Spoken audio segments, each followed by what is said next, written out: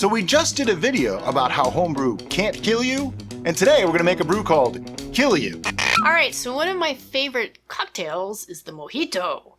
And I share this passion with one of our moderators, Adam! Hi, Adam! And so he made a Kill You, which Brian's going to tell you what that actually is in a second, but he flavored his Mojito style. So that's what we're going to do today, and thus we dub it the Franklin. Now, if you're wondering what Kill You is, that's the correct pronunciation. A lot of people might say Kilju. Okay, it's K-I-L-J-U, as you can see right here, but it's actually pronounced Kill You, which is kind of ironic because it used to be illegal in Finland to make because it would kill you. It won't, obviously. It's a sugar wine is what it is. At its base, it is literally just bread yeast, yes, bread yeast, that's what they use. Bread yeast, white sugar, and water. And that's it. Now, people put fruits and lemon and stuff like that in it to flavor it, which led to the next step, taking Kill You up a notch. Another notch!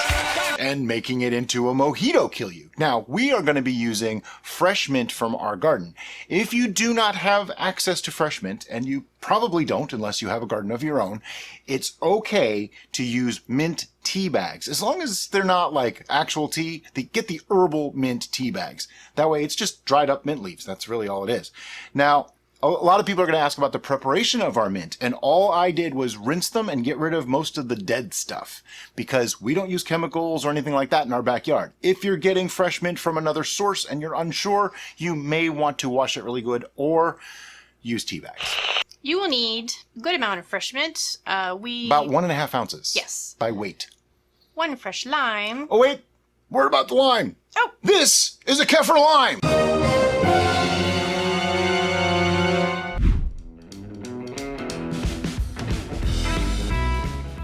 Before anybody starts in on this, notice this is the lime, not the leaves.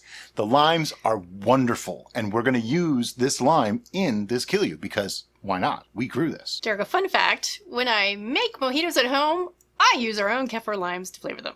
Yeah, we may have made the Kefir lime into like the bad guy of City Steading. And it's actually really not. The limes are wonderful. We use the lime juice and the limes all the time. It's just the leaves in a brew tend to add a little extra something that we really don't want. There's also questionable whether the sap from the Kefir lime is actually good to ingest or not. So... Okay. Glad we tell people don't use it.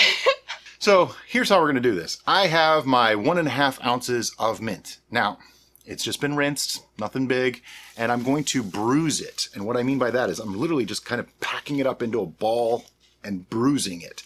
I could dry it and everything. Oh, wow. The mint smell. It's amazing. That's why I'm bruising it. It helps the oils to come out, and it helps the yeast be able to get to it.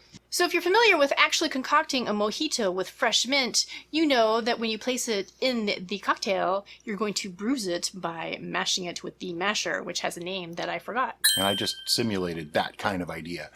Now, this is where if you're using tea bags, you want to make a tea first and then use the tea instead of water. Reason being, a tea bag will continue to extract forever. These are fresh. It's going to take a lot more time for them to extract. This is probably only going to ferment for 5 to 10 days anyway, so I'm not really worried about it because they're fresh. If I was using dried, I would definitely be making a tea first and putting that. Now, for this recipe, I'm going to be using quite a bit of sugar. Sugar is the only fermentable in this, so this is kind of a nice beginner wine if you've never made wine before, and I'll probably add this to our beginner or first-time brewers playlist because this just seems like a nice, simple thing. We're going to use a significant amount, 2.5 pounds. Now, you might be wondering, why 2.5 pounds? Well, each pound in a gallon of must is about 1.046 gravity. Actually, it's 0.046 gravity. The 1 just means that it's denser than water. So we add the 1 at the end. If that was confusing, we have a video on that I'll put a card to right here because it's way too much for me to explain in this video. But by using 2.5 pounds, I get 0.046 times 2.5, which brings me to a potential finished alcohol level of about 15.5%. I'm going to be using 71B yeast, also known as 71 Beast. And that yeast tends to go a little higher than its tolerance, which is 14%. I've gotten it to 17% before. So if that happens, we'll just back sweeten this a little bit more, but I plan on having it be a little bit sweet in the beginning, and we'll just adjust as we go. So let me just pour in 2.5 pounds of sugar.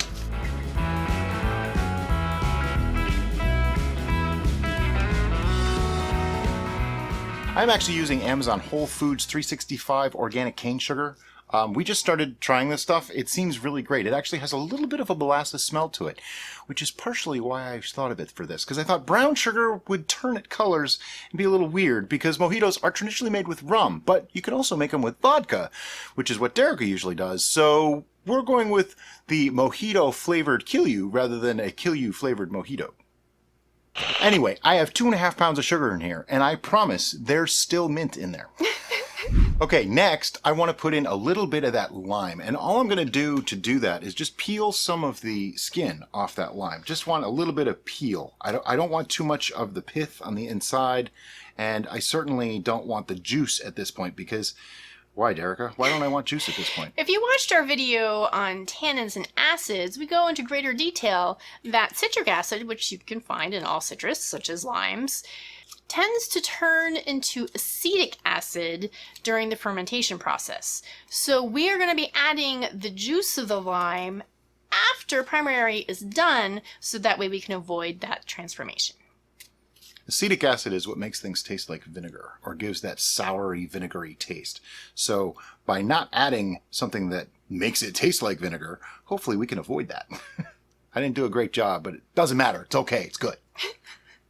Coincidentally, these limes, when they get fully ripe, turn yellow. They look like little oranges. They do not taste like oranges, though.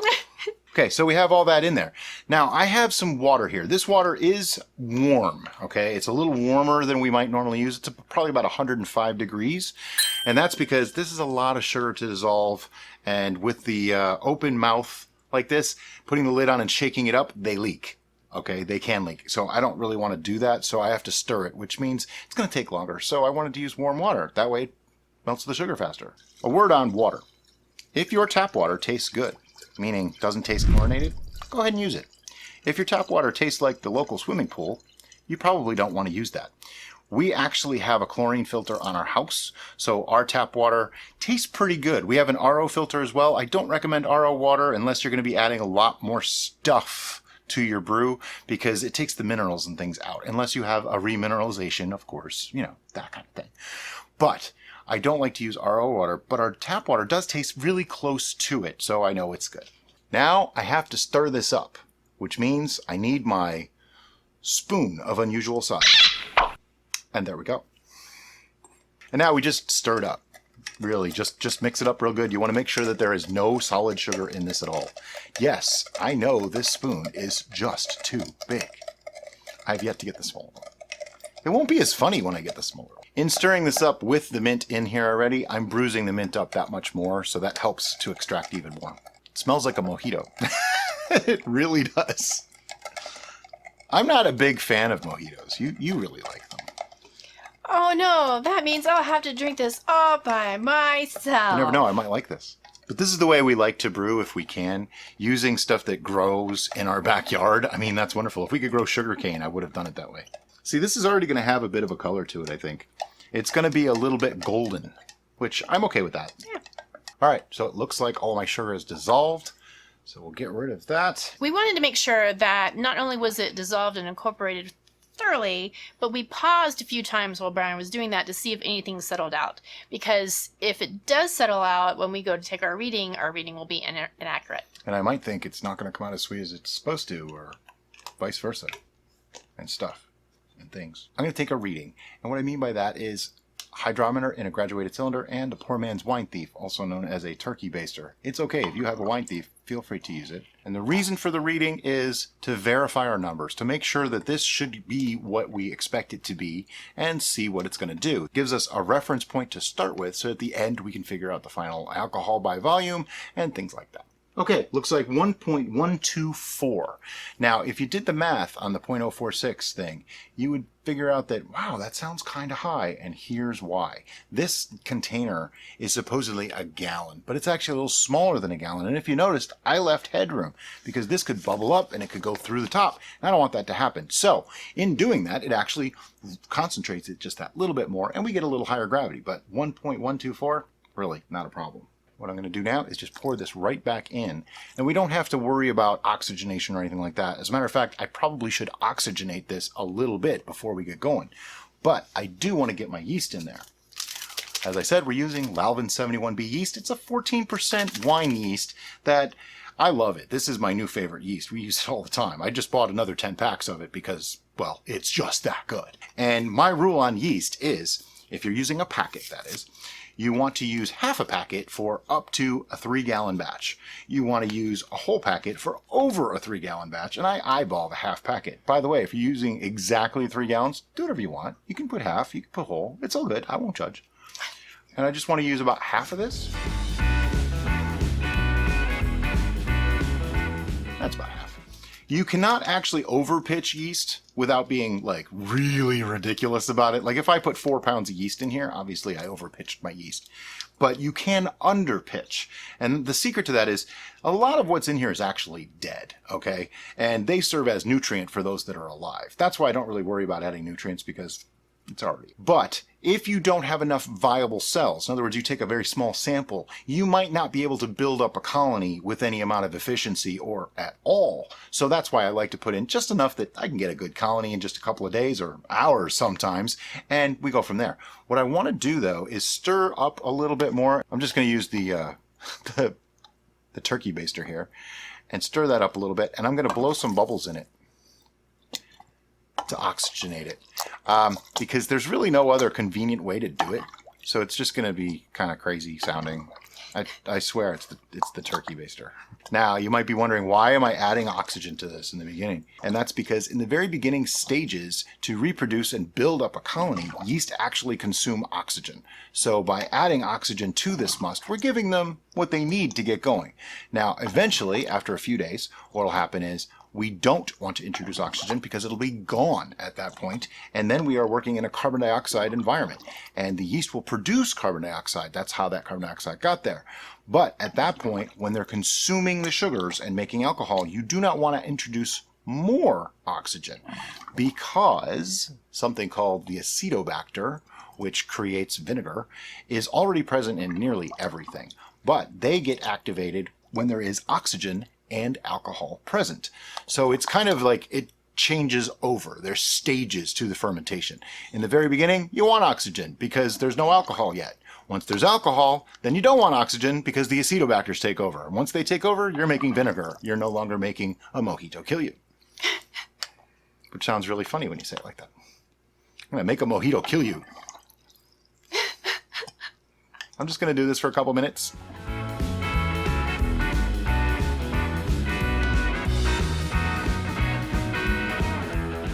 All right, that was fun, but now I'm done with that. We're going to move on. All right, so I put on a lid, I'm going to put on an airlock, and what that does is it gives some protection against bugs and, well, in our case, cat hair getting into our brews. It also gives you a nice visual to watch so that you think something's happening. Don't rely on bubbles, though. They don't tell you the whole story. They do tell you that something is occurring. However, leave something cold out with an airlock on it in a warm room, it'll start to bubble, even though there's no alcohol present. So it's not really a measure of alcohol or fermentation at all. But it is fun to watch anyway. What's going to happen now? This is going to sit for a couple of days, and you're going to see a follow-up. But then it's going to sit for probably another week after that, and then we'll have a follow-up video.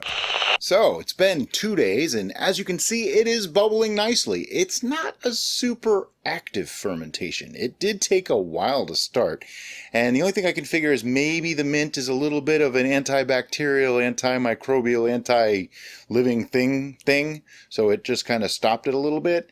Slowed it, whatever, but it is actively fermenting. I don't know if you can see it in the video, but you can totally see bubbles coming up from within the liquid, and all the grain is at the top. There's bubbles all over the greens at the top. So I say this is a success thus far. I'm just going to let this go for about 5 to 7 days, and we'll give you an update at that point. So we started this about close to 4 weeks ago. It was a 1.124 original gravity, and today we're going to take a reading on it, but it's not done. I'm watching that airlock going. It is absolutely effervescent inside here, as you can see by the inset video. It's just crazy.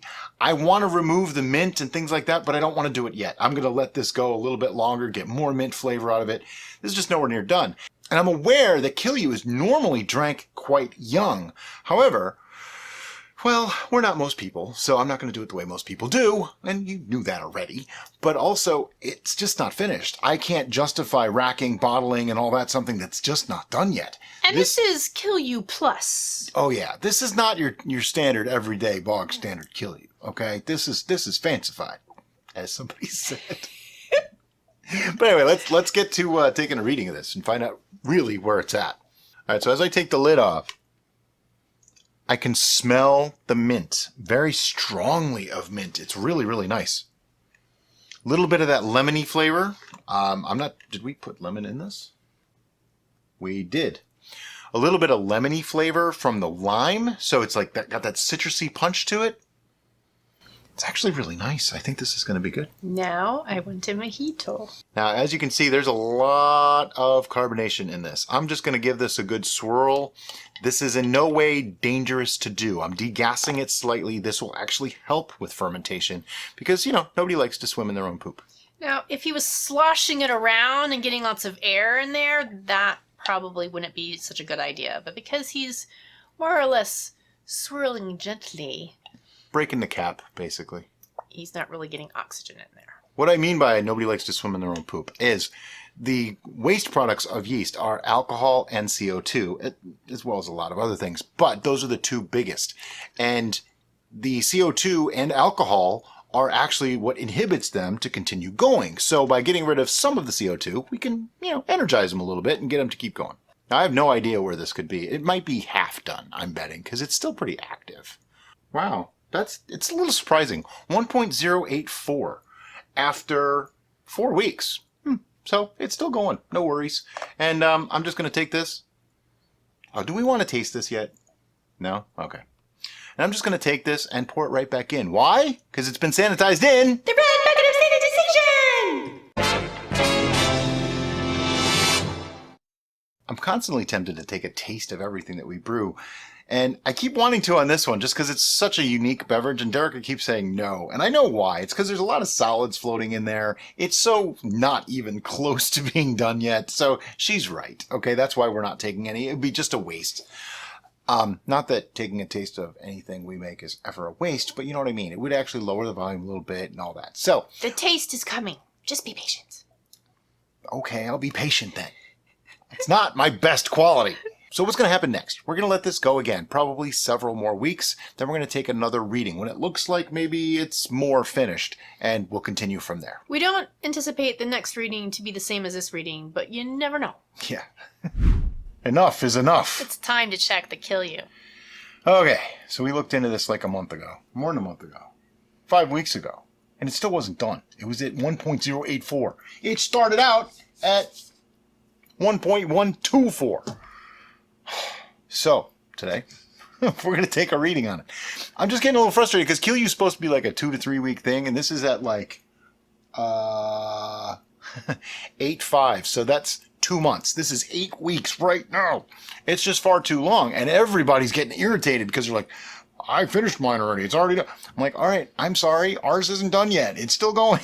So, like, if you look at the airlock, it's still actually producing bubbles. It's ready to bubble right any second now. But I stopped swirling it a couple weeks ago, so it cleared out pretty well. It's actually nicely clear. Yes. Actually, let's take a close-up look at this interior, shall we? Because it looks pretty cool. Yeah. All right, so you see the bottom here. It reminds me of like a moon landing or something. We got that fine powder on the bottom with the little craters. You know, Neil Armstrong's going to jump down there any second. And then we get to the top, and we got like the swamp thing up here. He's ready to emerge and steal some maiden to be his playmate.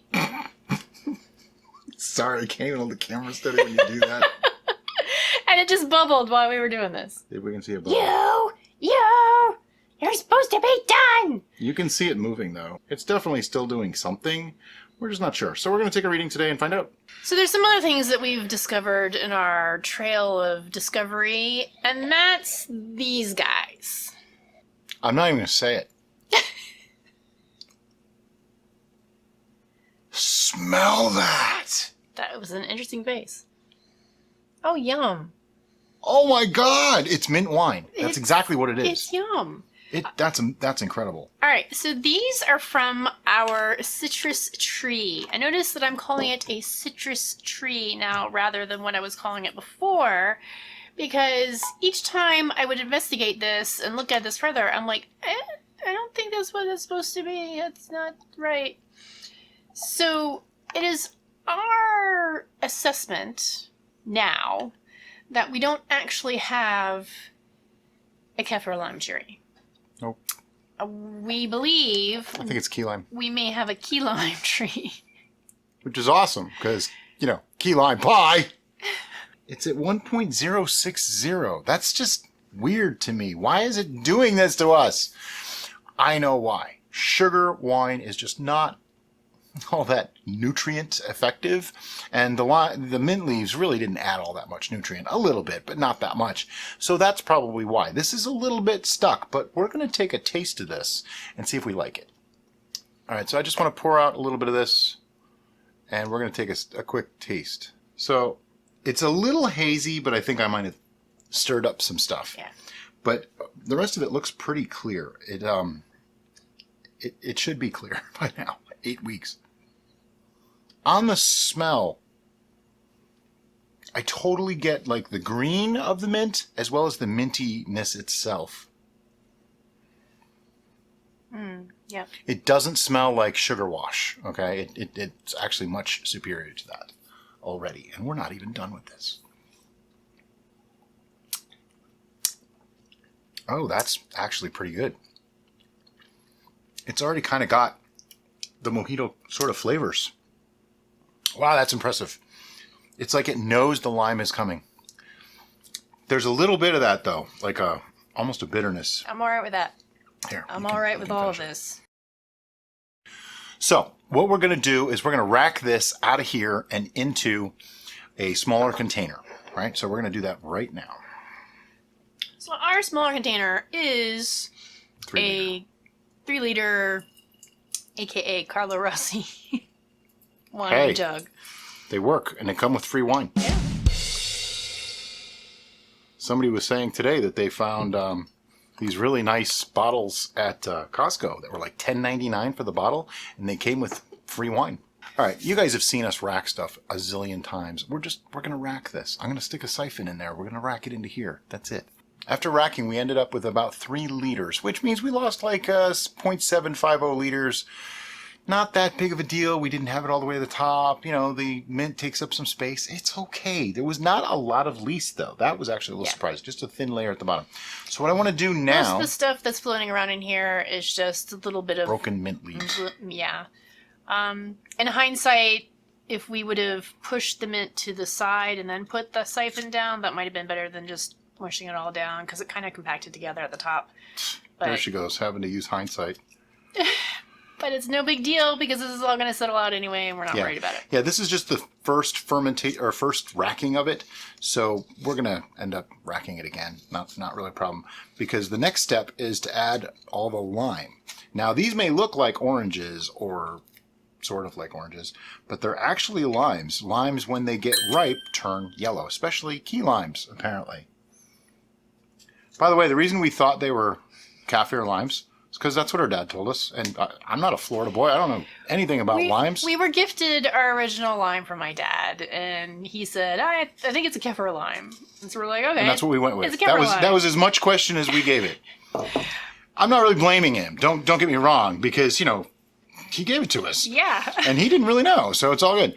I'm just taking some of this zest and literally just putting it right into the fermenter. Now, we've learned that the zest of any citrus works so much better than the whole fruit.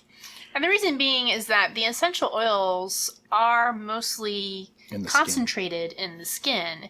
And so if you just zest the outer layer of the skin, then you get those essential oils without getting the pith. Which is nasty. The pith is the white part of the rind or the skin, and it tends to be really bitter. But we are also adding the juice because the juice is going to have the acidic notes that are not in the essential oils in the zest. The juice may also do something else because this finished super sweet, very high on the gravity scale. Probably not done, more like stuck. But in this case, I'm going to use that to our advantage. I'm going to add enough acidity here that I may actually really stick this and make sure that it won't re-ferment. And that's kind of a tricky thing to do. It's not necessarily how I intended to go with this, but I'm going to give that a shot. There's also another reason why we want to add a good amount of acid to this, and that's if you think about our flavor triangle. Dun, dun, dun. That is the bases and the acids and the tannins. Now, this has pretty much no tannins added to it. The only little bit of tannin would have come from the mint itself. So we want to slant our flavor triangle towards the acid side, and that's why we're trying to make sure we get plenty of the citrus acids added into it now. What she said. Okay, so I juiced those lemons. I juiced those limes through a strainer because I didn't want the seeds going in.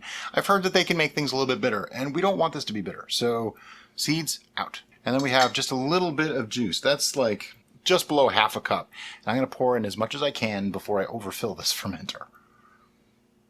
Hopefully I planned it right, though. Look at that. Love it when a plan comes together.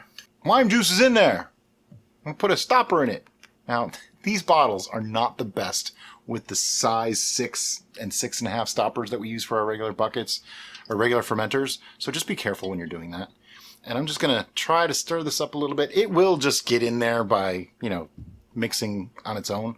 But I wanted to mix it up a little bit if I could. And what are we going to do with this now? We're going to let it sit. It's probably going to be a few more weeks because, like I said, that was still sort of fermenting. I could see little bubbles coming up. So I think it's still working a little bit, very, very slowly. As to why, I think it's just lack of nutrients. Plain and simple. So, believe it or not, that lime juice might be a little bit of a nutrient for it. Who knows? Maybe it'll actually ferment a little bit more. I don't really know. We're going to let it go, see what happens. Can we drink it yet? 11 weeks on this thing now. Kilju is supposed to be like 9 or 10 days. But, we made it more complicated and it's frou-frou and all that kind of stuff. So anyway, first thing we're going to do is take a reading on this. Last time we checked it was about 3 weeks ago, and it was actually fairly high still. It was 1.060. So I'm hoping it went down a little bit, but then again, I'm hoping it didn't because it tasted good. And we added lime juice to it at that point and some zest. So I'm thinking it may not have moved. Okay, this has not moved at all. It's still 1.060. So let me just do a quick calculation on that alcohol. We did use bread yeast, which can be a little bit inconsistent. I was going to say inconsiderate. It might be that too. It's very rude. We started with a 1.124 minus 1.060 gives us, we used 64 points times by coefficient of 135, gives us 8.64% ABV. Not really as high as I'd hoped, but because of all the acidity and everything in there, it's entirely possible because mint is somewhat of an antimicrobial as well, so it's entirely possible that that's why. Let me pour some of this into a glass. Clarity-wise, that is some clear stuff. There are some floaties in here because we did put lemon zest in this already. So when we go to rack this, I have a little trick to show you guys. This is something I imagine Derica's going to like much more than I do. Just because she likes these flavors better than I do. However, that's really good. There you go. That is really good. I think in this case the sweetness helped it. Because a mojito has sugar added to it, so it needs to be something on the sweeter side. This seems like it should be extraordinarily sweet and syrupy, but it's really not, actually. I think the acidity cuts that sweetness. The mint and the lemon kind of clear that out. It is definitely a sweeter end of the spectrum beverage, but I think it's delicious.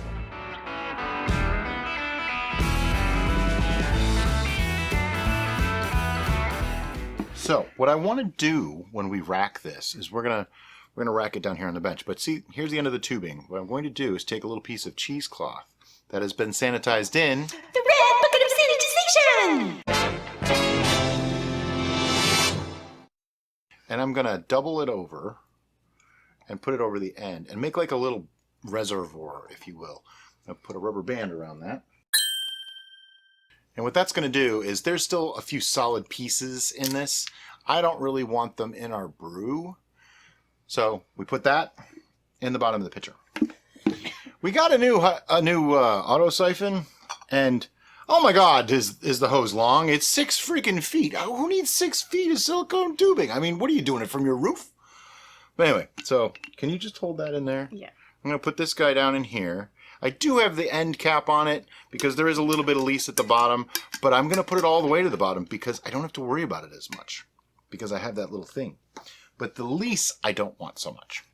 So yeah, at the end, what you have is all of the lemon pieces and stuff in the end of the bag here. It works just like a little basket filter thing to catch it. All right, as we always do when we're bottling, we're going to use an auto siphon with what's called a bottling wand, and that's this plastic part here that I just connected to the end of our hose. It has this little thingy on the end there that when you put that in the bottom of the bottle, like so, it allows fluid to flow, lift up, it stops. So you fill the bottle, and then when you get to the top, you lift out, and it stops. Then you can go to the next bottle. Really simple. You may also notice we took the cap off the end of the auto siphon. That's because we want to get all the way to the very bottom of this pitcher. We know there's no sediment in there. Are you ready? I am ready. And since bottling is not exactly the most exciting spectator sport, we'll see in a few minutes. Okay, so we ended up with 3.5 bottles. Now there's a reason for that. The Carlo Rossi jug that we used is a 3-liter bottle. The siphon doesn't fit into the corners as well, but that's okay. What we're going to do is take that stuff out of there, pour it through a cheesecloth into another bottle, and cold crash that. What that means is, we actually did a video on it, that just means putting it in the fridge for a couple of days, probably 3 days, and all that sediment will fall out, and then we can pour off from the top, and Derica gets to have a little bit of the Mojito Kilju. Now, this one here, we're going to put in the fridge immediately, because with all that airspace there, probably not a really good thing. This is fully degassed. There's really no gas in it. And we tested that, because I was a little afraid that there might have been. But this will be our taster. So like, I don't know, a few days, a week, 2 weeks, something like that. Tomorrow. You guys will see a tasting of this exact product. Okay, it's time to taste the Franklin. Wait, that sounds really bad. This is named for one of our moderators in our VIP, Adam Franklin. And we named it the Franklin because he made something like this. So yeah, no, I don't want to taste Adam. He's a nice guy and all, but not really. Why are we continuing this? Let's drink. Anyway, so yeah, we're gonna drink this now. And this is, it was bottled on October 28th, which was today. And we just chilled it a little bit. But this is like 11 or 12 weeks old, something like that. And it came out at 8.6%. And in the initial tasting of it, we were really pleasantly surprised by how good it is. If you look at this, it's like super, super clear. The smell is wonderful. There's so many things going on. Basically, the reason why we're tasting this so quickly after bottling it is because I just couldn't wait. That's pretty much true, yeah. But some things about this. This is a Kilju, which is basically just a sugar wash wine, okay? It's sugar, yeast, and water. But we added real mint to this, fresh mint, let it steep in there for a while. It added this nice flavor. Then we added some lemon zest and some lime juice to this. Changed it completely, made it into something like a mojito. That was the idea.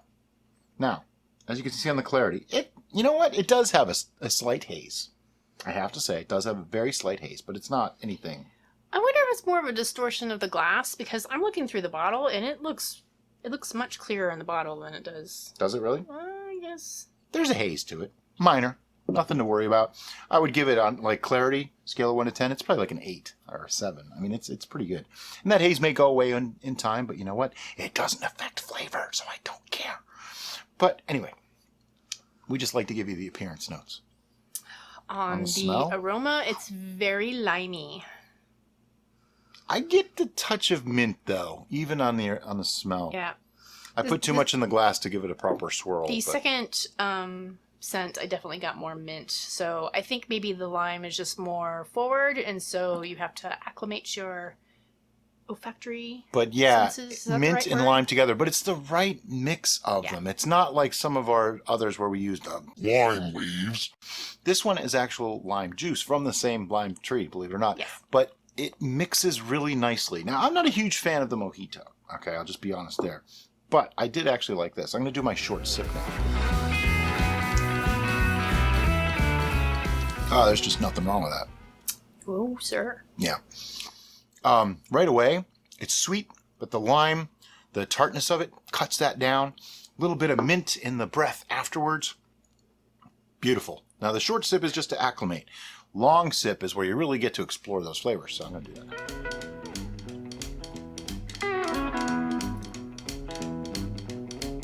Oh, wow. This is so much more complex than I ever thought it was going to be. I am so happy right now.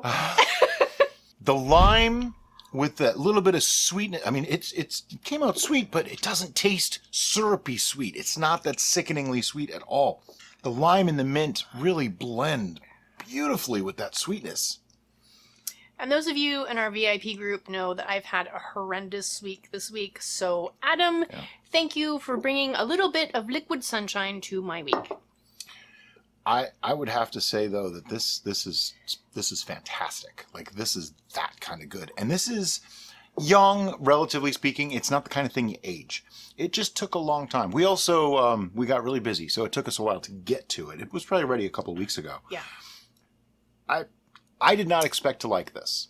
This was a Derica drink. I am getting all the notes in all the right places. Yeah. I get the mint, I get the lime, I get the sugar. What I'm not getting is alcohol. This is 8.6%, so it's not super high.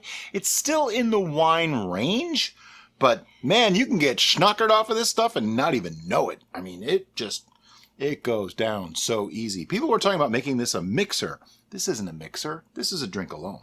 So let's talk about that. Would you cook with this? Would you drink this with food? Or would you pour this in a glass and enjoy?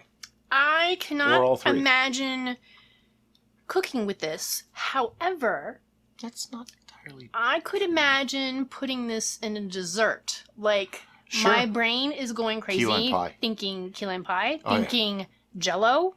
Yeah, yeah. As far as cooking with it, it'd be difficult. It's not really conducive to a lot of foods. So I wouldn't necessarily cook with it. Not that it's bad, just I don't think it really is appropriate for cooking with. Drinking with food, it's more of a dessert thing, I think. Have it with dessert. Or it is a palate cleanser to some extent, though. Yeah, the mint and lime really does work as a palate cleanser. Yeah. So maybe, with a fruit course, it would be good. Sure, or not even with cheese though. Even some course. Salads, like the salad with the strawberries and the goat cheese. Yeah, it'll go really good with that. That would. As that far would as be nice. Like dinner courses though, ooh, that's tough. I can't really think of much that this would go with. I think maybe some Thai food. Something really spicy because it has that really sugary note. Mexican food. Mexican food. This would go with Mexican food. Yep. Didn't Real even consider Mexican that. food, not Americanized Mexican food.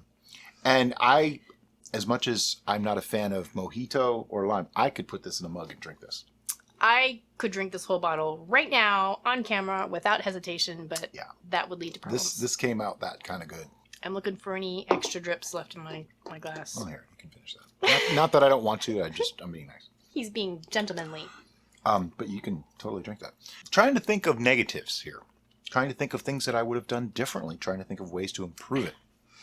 The absolutely only thing I would want to do to this, just as an experiment, is I would like to see this carbonated. Yeah, that's what I was thinking too. And I believe I've mentioned this multiple times through the process, that I felt that it lended itself to carbonation. It does, yeah.